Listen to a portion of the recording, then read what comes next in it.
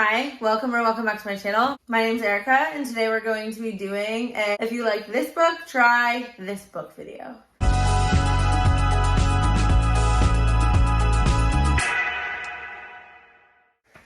So, let's get started. The first book recommendation I have, it's kind of like a three-way book recommendation, and that is if you liked It Happened One Summer by Tessa Bailey, or possibly if you liked The Simple Wild, I think you should read The Outpost by Devney Perry. So the reason why I'm making this comparison is because in It Happened One Summer, you have this girl who's kind of taken out of her element. Piper in that book is very much just like a rich party girl, but she moves to this small town, meets this like mountain man type of a man, and it's their romance. And then we have The Simple Wild, kind of the same idea. We have this girl who moves to a small town in Alaska and meets kind of like a mountain man type of dude.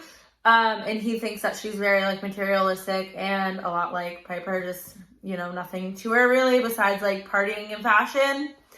So then in The Outpost, we have a girl who is taken out of her element. She's not quite like the other two heroines. She's like a journalist and she's, you know, so Bo, the main character in The Outpost, doesn't think that she's like this stupid party girl, but adjusting to life in like a little tiny cabin in the middle of the woods is a big change from her when she's from the city. So it has like that kind of aspect in common. Plus Bo is like, you know, mountain man, beard, a lot different than she is. And yeah, so I think that if you like those aspects, like opposites attract type of situation, and you like, you know, that kind of hero, then I think that you would like these. And, you know, it's like girl taken out of her element meets boy that is much opposite than she is, and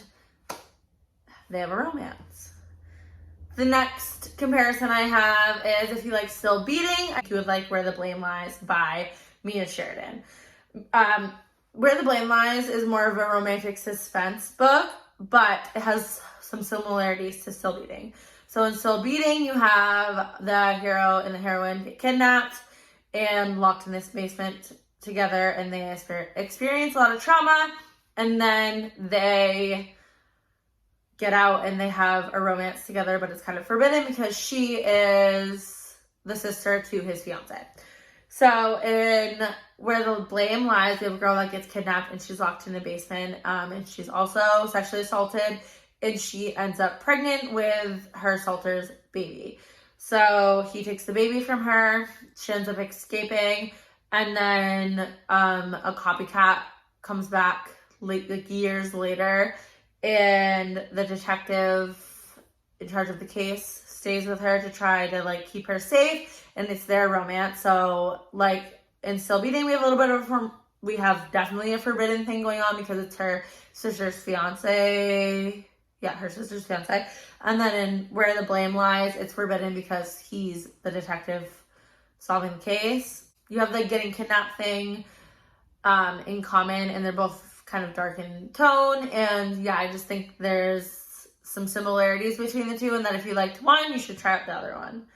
The next recommendation I have is if you like The Words by Ashley Jade, you should try out her other books in the Royal Heart Academy, also by Ashley Jade. So the reasons why I think that you would like this, if you like The Words, for one, Ashley Jade's writing is, you know, pretty much the same. It might be a little bit better in The Words because it came out later, but to me it seems very similar. Also, you have the new adult setting for The Words. Half of it takes place in high school.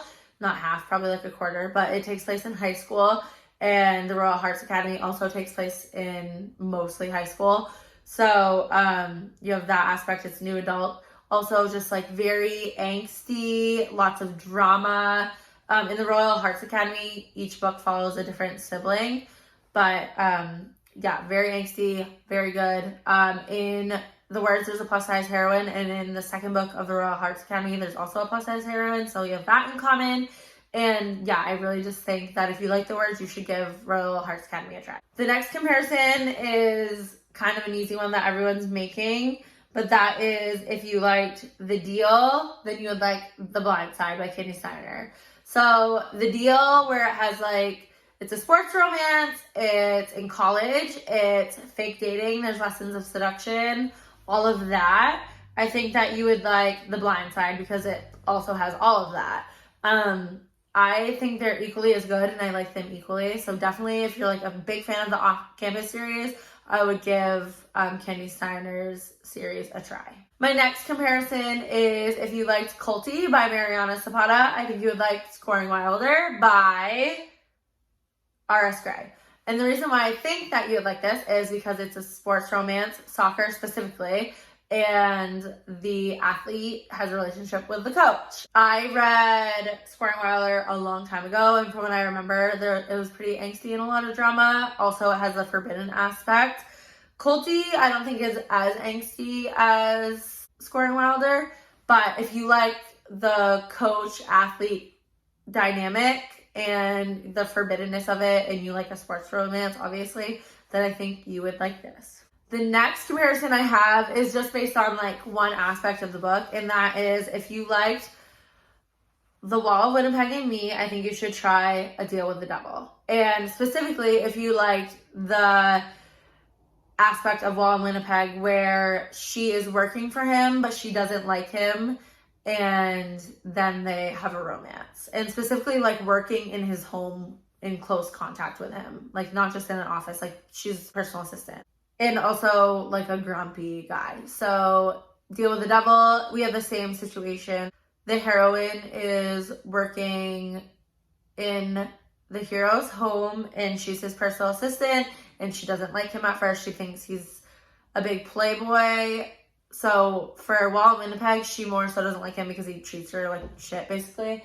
But in The Deal with the Devil, it's more just she thinks he's like a womanizing playboy. And then they kind of grow and become friends and develop a relationship. So I think if you like that aspect of those two books, you would like them. Other than that, they don't have much in common, but if you like that aspect, I think you would like it. My next recommendation is if you like The Goal, which is the last book in the Off-Campus series, then you would like A Lie for a Lie by Helena Hunting. So the reason why I think you would like this is, so if you don't know, The Goal is a sports romance and specifically hockey.